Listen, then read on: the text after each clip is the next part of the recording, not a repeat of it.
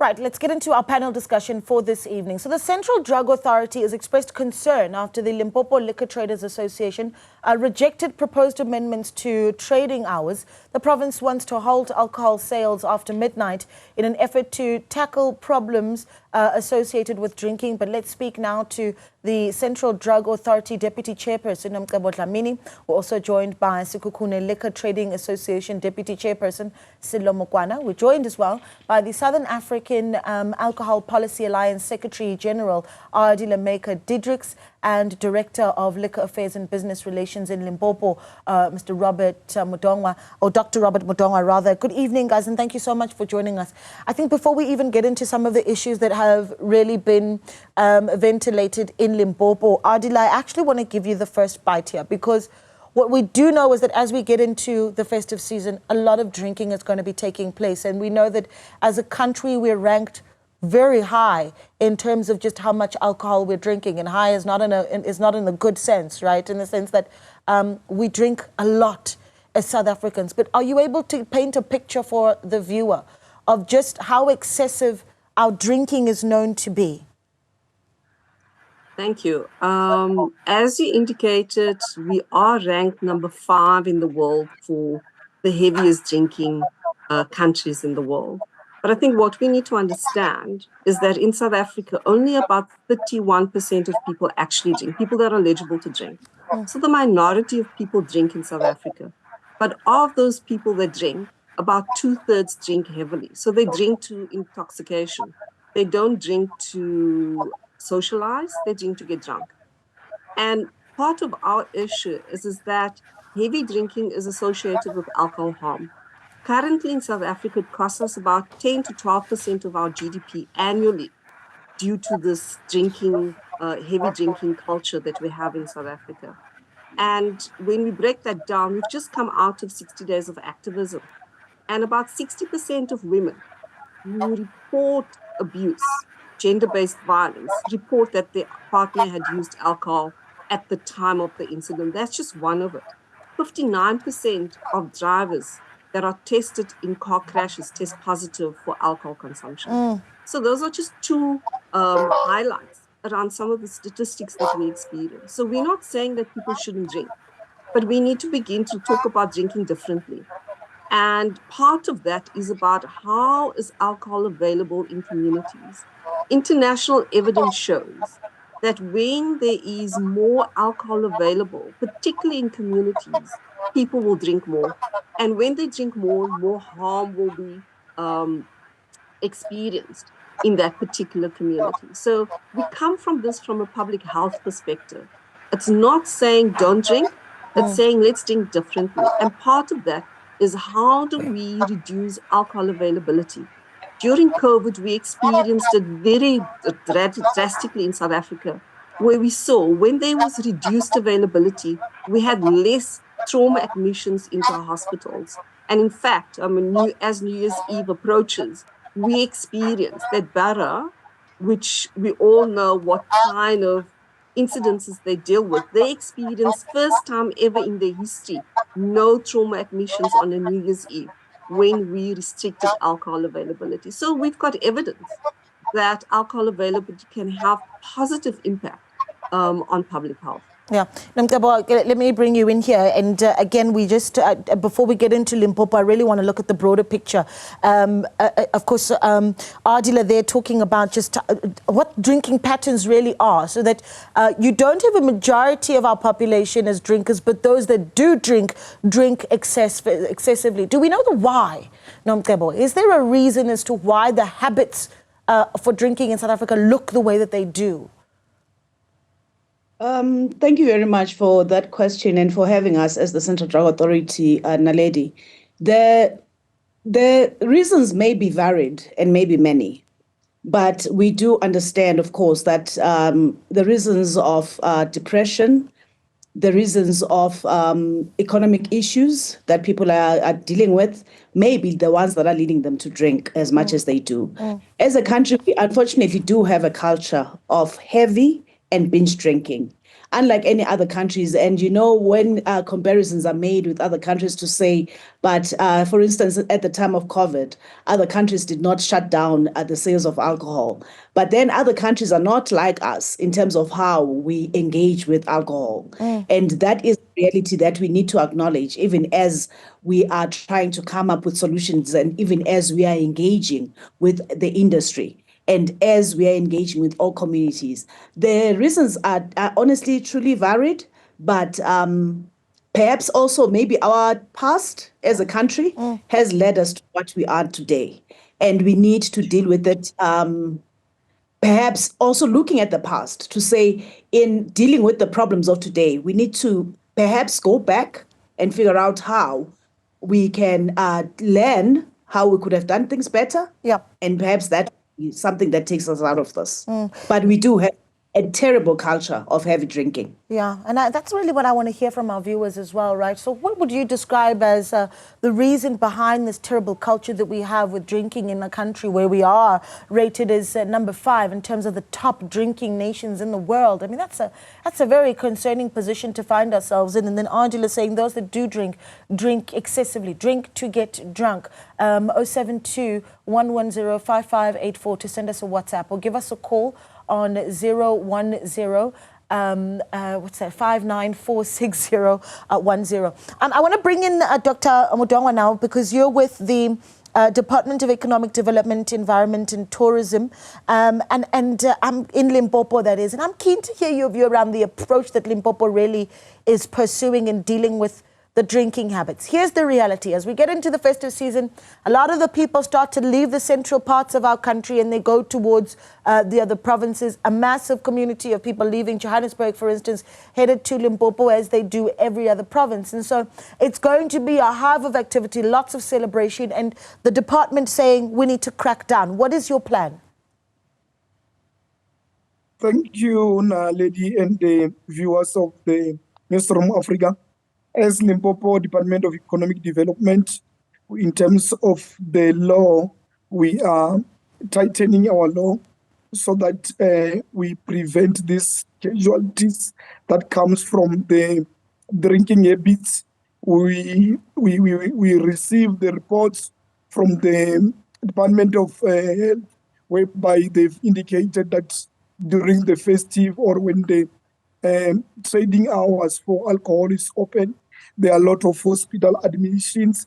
Department of Transport will indicate that there are a lot of road fatalities. And then the stats that we got, Naledi, and the viewers from SAPS, is that from the second quarter, which was from July to September, there were about 429 cases of domestic violence that emanated from people who are coming from the liquor outlets. And they say, department, we have a view of saying strict measures is required. Yeah, well, you just unpack that for me, because now you've painted quite the picture there. 429 cases of gender-based violence with people coming from liquor outlets. How would authorities have known that this is where those cases have come from? So I'm looking for that detail, Doctor. The data that I'm referring to is coming from SAPS, and when there are this violence, I think the victims will open case, and then through the statement, it will indicate that this person was coming from a liquor outlet, and then thereafter the violence started. Some violence are not necessarily started at a home, but on the way from home. So if I can give you the stats that we got from SAPS, you will agree with me that serious or strict measures is required. SAPS indicated that in the same quarter, there were about 15 murders that are linked to the patrons that are coming from taverns, attempted murder about 19, assault about 429, rape about 10. So the total cases that were reported, and when SAPS investigated, they linked them with the patrons who were coming from our liquor outlets, is about 473. That's a lot. I mean, those numbers are very startling. And we're talking about one quarter. And then what happens when we get into the festive season, what those numbers might look like. Silo, I'll bring you in here. Silo Magwana is, of course, with the Sekhukhune Liquor Traders Association as the deputy chairperson. You hear the numbers that are being shared there by the Department of Economic Development saying, in Limpopo, essentially saying that between July and September, 15 murders were committed by people that were on that instance coming from a tavern or patrons of a tavern, saying that 429 cases of gender-based violence in that quarter were reported, and a lot of that linked to it being patrons coming from taverns. So what do you say to those numbers, and also the attempt then to deal with trading hours to try and bring it all down? Good evening to my colleagues and good evening to the viewers as well. Thanks for the opportunity. It is an honest fact which we cannot all deny that there are fatalities which revolve around the alcohol industry. And then I'm so glad to also again say that no, it's been long over time that we needed such engagement like this, whereby we have all authorities as well as liquor traders on board discussing this thing of accountability. And then we cannot dispute based on what information has been presented, but we feel that no, the misdirection in which the fatalities which have been addressed across the country or the province should be redirected again, because of there are many industry players in the alcohol industry which are also benefiting, e.g. like your casinos, your events management, your restaurants, and then it's become so discouraging that after all fatalities, they all become pointed to taverns, because of once you're talking about domestic violence, murders and rapes are things which normally, most of them, they happens in households where you might find that patrons have even bought from off consumption. So in shortly, what we're saying, I think in collaboration, it's high time that we should come as together as stakeholders and then play an important part in terms of accounting, because of it's clearly unfair that you cannot say that all these fatalities are from taverns, whereby there are many people also benefiting from industry. But what do you want to happen with the operating hours? Let's talk about that, because that is essentially what the push is for over the festive season in Limpopo. Yeah, no, when it comes to those operating hours, it's because of not all fatalities happen during those indicated hours. You do find fatalities happen during the course of the day, e.g.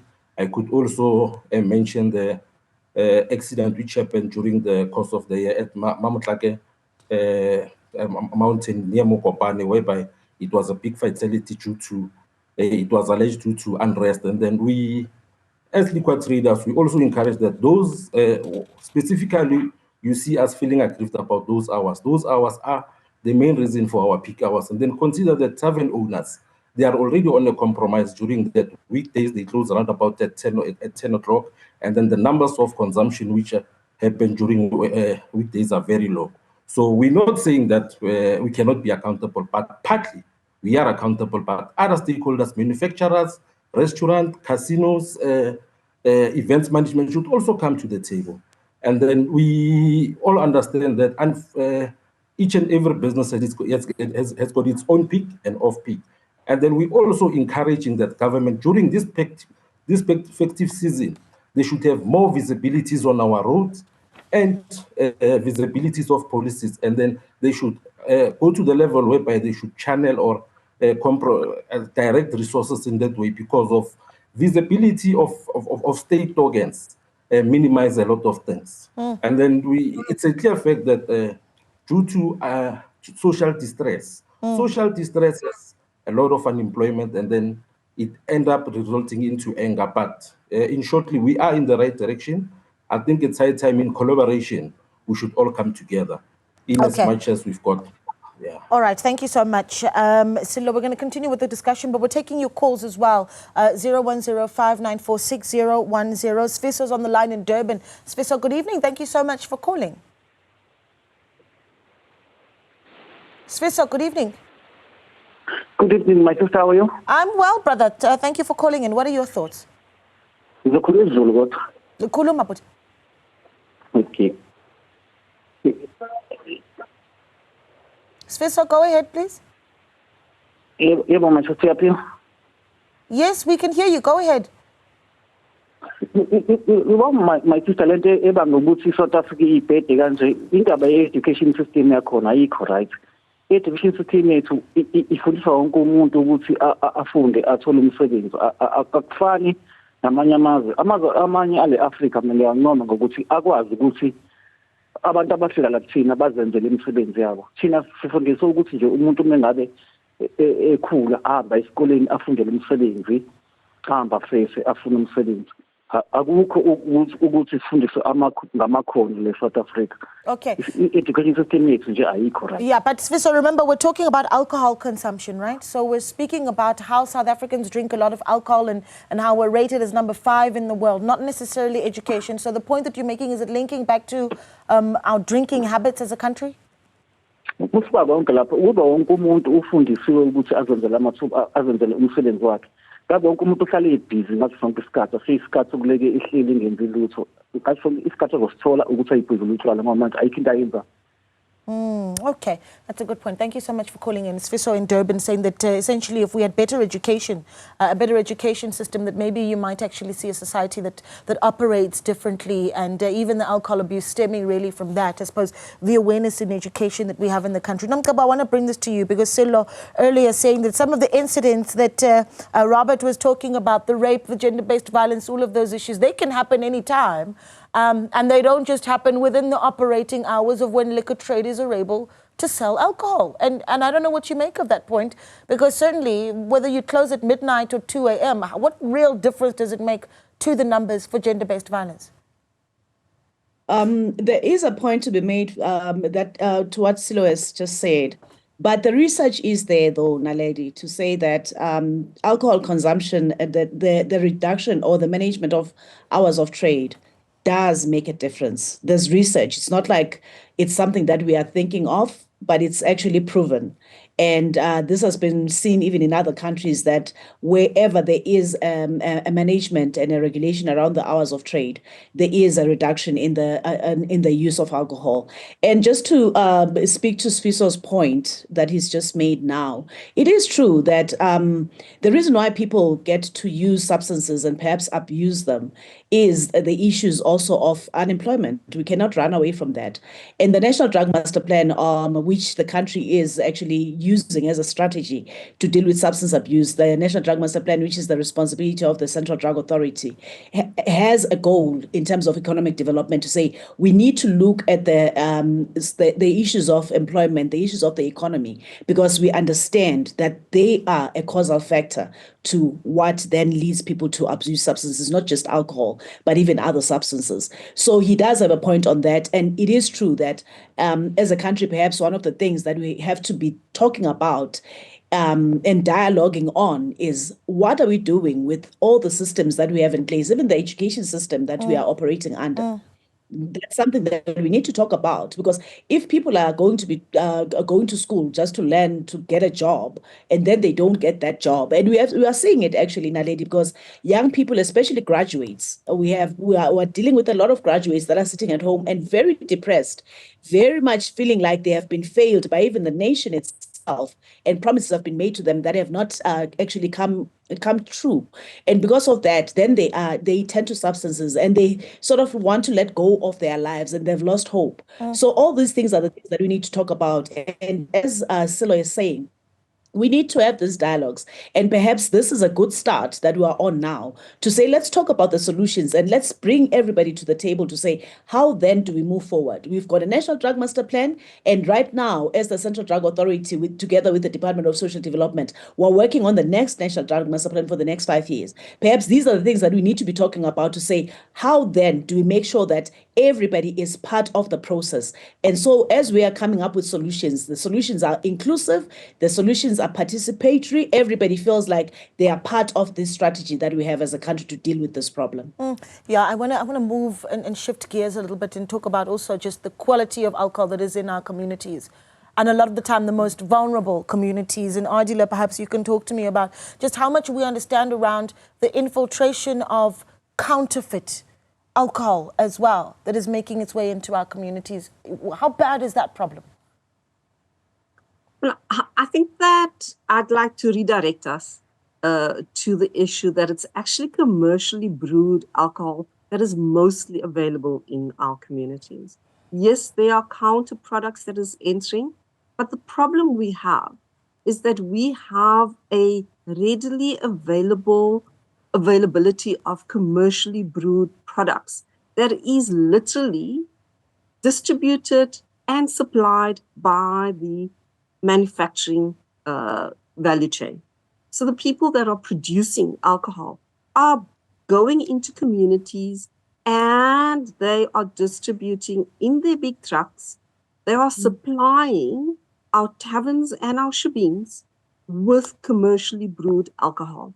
So in any of our townships, if we should go on a Wednesday morning, we will see the amount of trucks that are going into our communities delivering. And that's the problem that we need to be dealing with.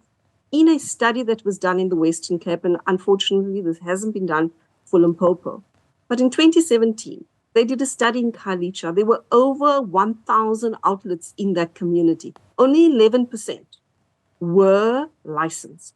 And people lived within 3 to 5 minutes walking distance to the nearest outlet. So the problem is not about counterfeit products, but it's what is available in our communities and so I want to take up this point around enforcement and visibility. SAPS has got a role to play in ensuring that we don't have this kind of prolific availability in our communities, just as the Liquor Authority has some responsibility. And I think that the position that the Limpopo government has taken up is that they have taken up the fact that they've got a mandate to protect and promote public health, even though there is an economic incentive that they need to take care of.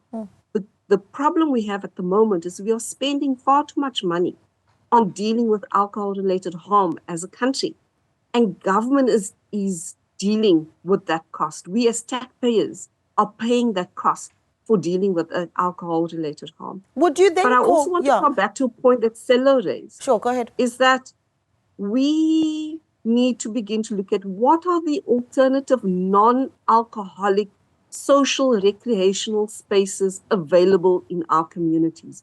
We don't have that. At the moment, we only have spaces where people sell alcohol as that is promoted as or understood as the social spaces that people can hang out. So government needs to begin to look at how do they provide spaces that young people and older people can socialize within communities without having to have it as a place that sells alcohol. Because there's no alternative for people. The only thing that is available in communities, and this is for the majority of people, I'm not talking about people that lives in the suburbs. They can go to the bar, they can go to the restaurant in town, not where they live. And that's what we need to understand. That our problem is that the alcohol is available where people live. And that's where the problem is being experienced. It's not saying it's not coming from the restaurants, not coming from the casinos. But the problem, the majority of the trauma admissions and harm experience is in communities where people have too readily available alcohol through shebeens and taverns. Sure. And I'd like to suggest that government needs to take the response. We've had this recent deaths around the spaza shops. Government stepped in, they had a 3-month plan, and they're saying everybody needs to register. Why are we not doing that for shebeens that are unlicensed? We have 172 deaths in this country every day due to alcohol-related harm. So government needs to come to the table, and I'm glad that the Central Drug Authority is in this conversation, because it is about how do we develop a coherent plan where everybody is part of it. Every single government department, every single liquor board comes to the table to talk about how do we better regulate alcohol availability where people live. Yeah.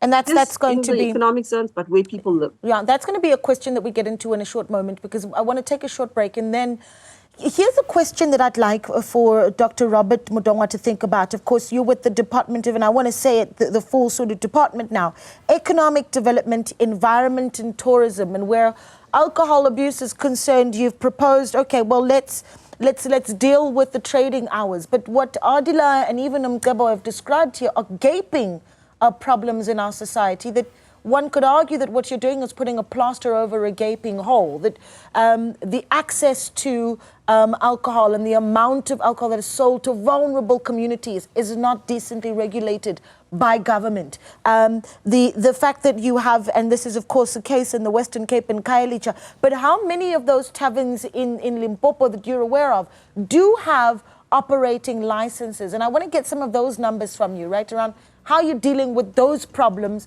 as well as wanting to deal with the operating hours. And we'll get into that as well on the other side of this break. But feel free to send us a WhatsApp, 0721105584. This is what we're asking this evening.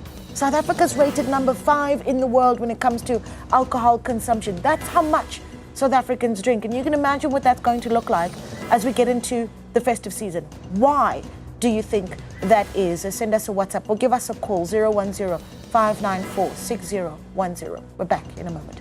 We get into the festive season, and of course lots of drinking going to be taking place in many of our homes here in the country, and so we reflect on just where we are there, where we're considered one of the countries in the world with the highest levels of drinking, and we continue with our stakeholders really talking about the way forward. And Dr. Mudongwa, you will come to you in a moment, of course, to talk about how we deal with the bigger issues around the culture of drinking. But let's take a look at some WhatsApps that have come in this evening. Of course, if you'd like to send one as well, the number is 072-110-5584. Hi, Naledi. Clifford Anderson from Mkhonto says it's because every corner has licenses to sell alcohol and age restrictions aren't in place. The elders send their kids to purchase alcohol from outlets that disregard age limitations or restrictions. Bongikaya says, evening, lady. I think South Africans have generally gone through a lot as a nation. For example, trauma and violent past where the family structure was systematically broken. There is a lot that needs to be done, particularly behavioral change. Thank you. Bongikaya, thank you so much for that. And an interesting point, but it speaks to a bigger project then that needs to be done, because certainly the solace cannot come from a bottle. TK from Putarichava says, there are just too many social ills that lead to alcohol abuse, unemployment, poverty, painful family histories, past frustrations, etc. TK, thank you so much for that SMS. And Anonymous says, evening, Aditi, I think it's because we as alcohol consumers are not adequately informed about liquor's effects on individuals' financial and health impact. Yeah, and I love that because you talk about not just the health implications, but also the financial implications and how alcohol abuse can cripple the finances of a household. But Dr. Mudongwa, let's come back to you. How are we dealing with the bigger issues here? Ardila say, making the point that it is the most vulnerable communities where, you know, you've got a tavern every 5 minutes away from any particular home, far too close to even how children are able to experience their own community. What do we do about that? Okay, no, thanks, Naledi. Let me start by the issue of illicit alcohol, whereby in the province so far we don't have statistics whereby the states indicate that this kind of outlet is selling fake alcohol or whatsoever. But what is happening is that in the villages, people are doing their own concoction, they are doing their own homemade alcohol, which is not good for, which is harmful for human consumption, simply because of the ingredients. Some are also putting the battery acid, some are putting the spirits. At the end of the day, this is not, it end up not to end well, simply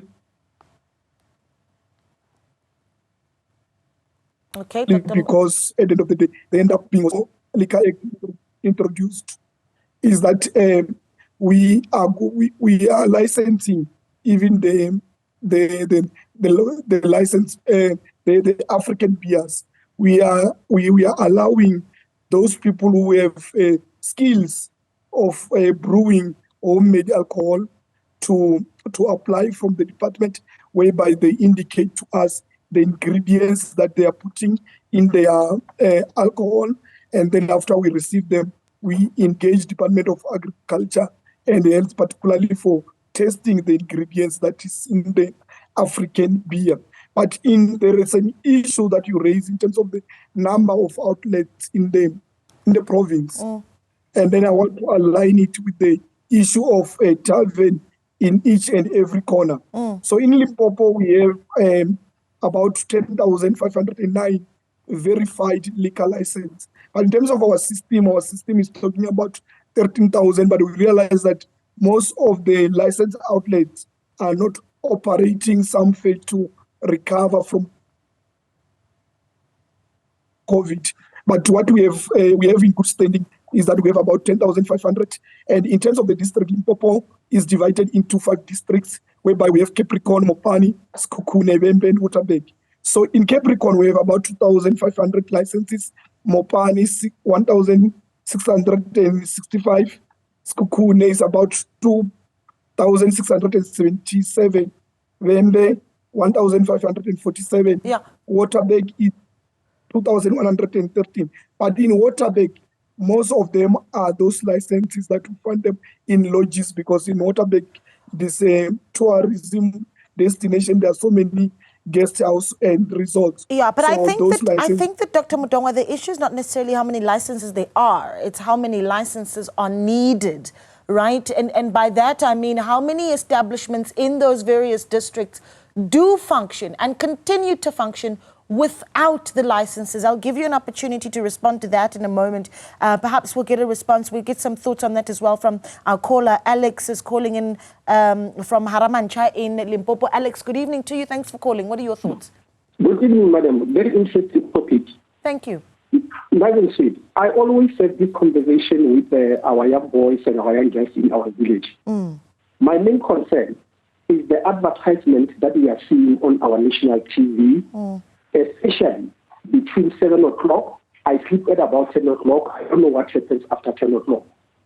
And realizing that there are conversations about alcohol, it is very seldom. I only had one person last year talking about how our television, in particular, is advertising alcohol more than any other thing, especially from Friday up until Sunday. One last point is, there's no one who's allowed to drink alcohol when he or she is at work. Little do our children, our brothers and sisters know that the people who are advertising alcohol are at work. It means the things that they are drinking there is not alcohol, but they are making it so enticing to an extent that our young boys, our young girls, our fathers, our mothers think that that thing is the thing that will make you very happy. So I'm very, very worried about the advertisement that goes on there and the fact that the people who are advertising that alcohol are not in actual state drinking those things. Even in our service, those people are waiting there. There's no employer who can allow somebody to drink while at work. Thank you so much. Yeah, thank you so much for that. I remember that this debate was a big debate at some point in the country. And I think, Nomcebo, I know that Ardila, you've also been quite outspoken about this, but Ardila, I'll let you Nomcebo, I'll let you take this one, because there has also been some discussion around the Liquor Amendment Bill, right, that was talked about all the way since 2016, talking about raising the legal drinking age from 18 to 21, Nomcebo. Where did we end up with some of this legislation? It was a big debate around whether or not we advertise alcohol or we ban the advertising of alcohol. At some point during this year, we were talking about banning alcohol advertisements at sporting events because, my goodness, the eyeballs that they're able to attract. So what happens to that legislation, and is it seeing the light of day, Nomcebo? That legislation is still sort of on ice. They are working on it. We just received a report back from the DTIC that a decision was made to bring in all the stakeholders, which is the government stakeholders, to work on it further. We are quite hopeful that it will start getting some legs, because it has sort of been frozen for a while now. And that is the legislation that we need, because that's the legislation that speaks to the marketing. It speaks to the issues of the age. And if we could get that done, we honestly could have moved quite a stride, especially when it comes to advertising, because it seems to be getting worse, not better. It started off with just one advert. If you watch any of the soccer matches or any other sport for that matter, let alone the other programs that are on television, it's like now every ad is just an alcohol advertisement, absolutely nothing else. And that shows you that the industry itself is pushing the agenda very, very hard. And we need to get this liquor amendment bill tabled, and we are quite hopeful because as the Central Drug Authority, we have received a report that says that they are there is a certain move in the direction of bringing all the departments that are responsible to work on this together. You know, I already sort of want to think about how the alcohol industry, because a lot of the arguments that you'll get about why there is such a push is because of the contribution that the alcohol industry actually makes to our economy. Some saying that it contributes, 3.6% to the GDP of our country. And perhaps, Sidlo, that's a view that you might hold, because as we crack down on these businesses, these taverns, in a lot of these communities, these are businesses that also put food on the table, right? And so that's where I suppose the tug of war morally really comes about. But talk to me about why then it's important to protect the business element of it. But I'm also keen to hear your responsibility as the Liquor Traders Associations to say, well, this is what we are doing to ensure that taverns are compliant, to ensure that they've got their documentation, that they close it in time, and that there is, you know, some sort of security and controls and even checks around the ages of those that enter their establishments. Yeah, no, once again, the alcohol contributes around about 500,000 jobs, and then in support of 1.5 million households. And then also on the GDP, it's around about 173 billion annually. So hence we're saying that, no, let us check other alternatives. But in terms of what becomes very much important, as it was indicated that no, we are amongst the top 5 drinking countries in the world. We shouldn't be surprised because of we would also expect it to happen. Hence, we are amongst the top 10 unbalanced society in the world. And then I think one of the liquor challenges we as liquor traders we are also facing it's from the department. They are not effective in terms of processing of licenses, transfer, communication, and they should also start considering liquor traders as equal partners in the industry. Hence, that's why we're pushing for better community understanding and in support. And one other important thing I would also like to say about on behalf of liquor traders, we are also community members, we are also parents, and we are also affected directly and indirectly about these challenges.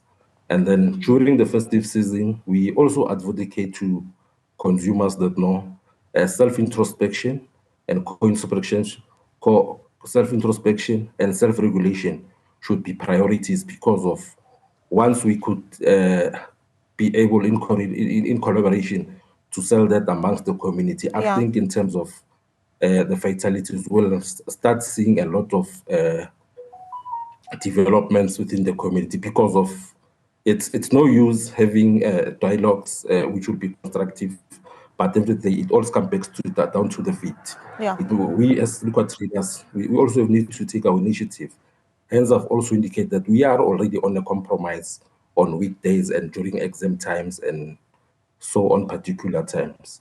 And we also strictly advocate for non-underage selling to alcohol. And we're also appealing to parents as well that you shouldn't be restless during the festive, finding that your daughter or your son and his underage is not around the house. So stricter regulations comes from everybody. And I think that speaks to everyone taking responsibility in the festive season. Quite a few calls haven't come in on this discussion. Mohotla's on the line in Polokwane. Mohotla, good evening. Thank you so much for calling. Good evening, ma'am. How are you? I'm well, sir. What are your thoughts? Yes, Mohotla from Polokwane here. Okay, thank you. Yes, I am actually in support of my brother who just called now recently with regard to alcohol advertisement.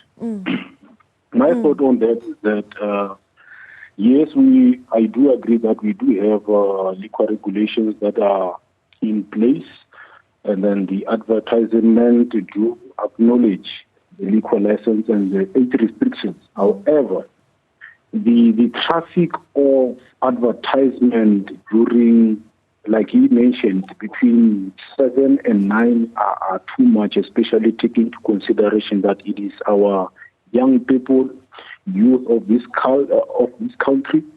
Therefore, what culture are we teaching these upcoming young people in terms of liquor and liquor consumption? So that is my